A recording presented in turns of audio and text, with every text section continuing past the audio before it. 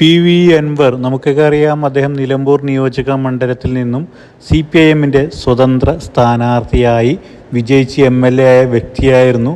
അദ്ദേഹം CPIMൻ്റെ ഒരു സൈബർ പോരാളി തന്നെ നമുക്ക് വിളിക്കാം.